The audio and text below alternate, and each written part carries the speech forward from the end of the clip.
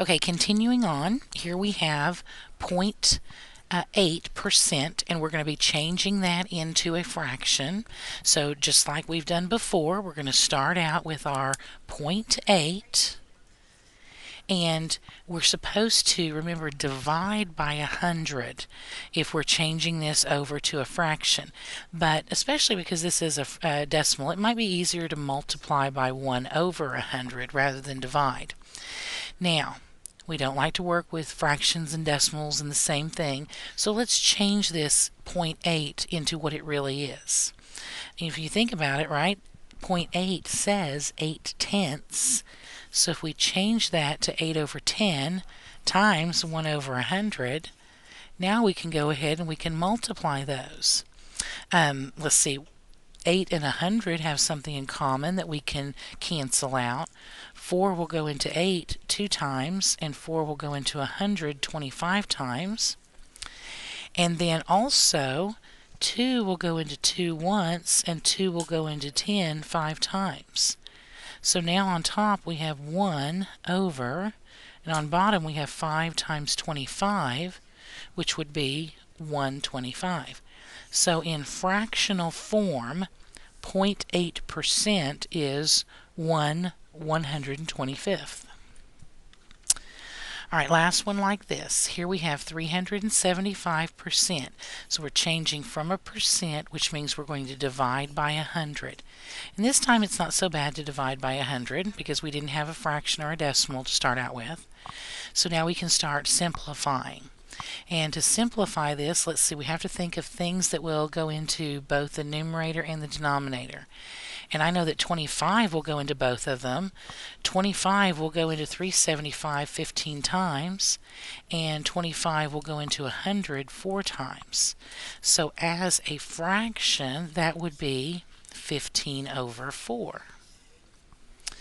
Now, if we can change from a percent to a fraction, we should be able to go backwards and change from a fraction to a percent.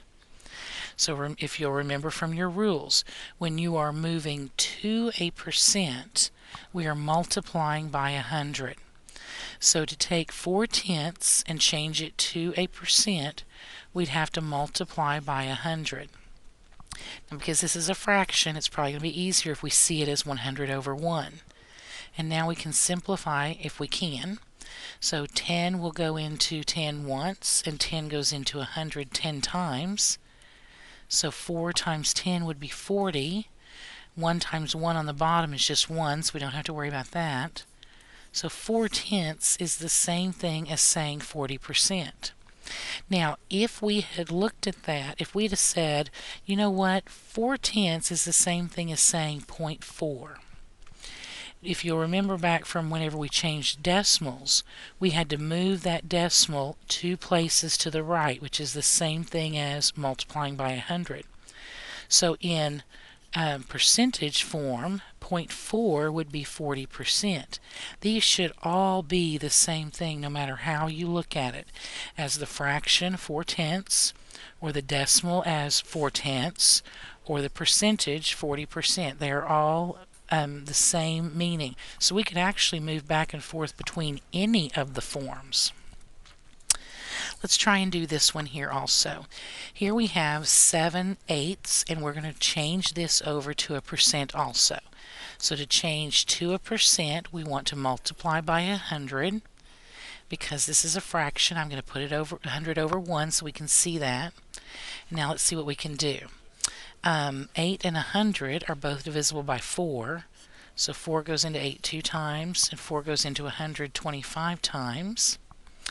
So now it looks like we have 7 times 25, which is 175. And on bottom we have 2 times 1 is 2. So really we have 175 over 2%.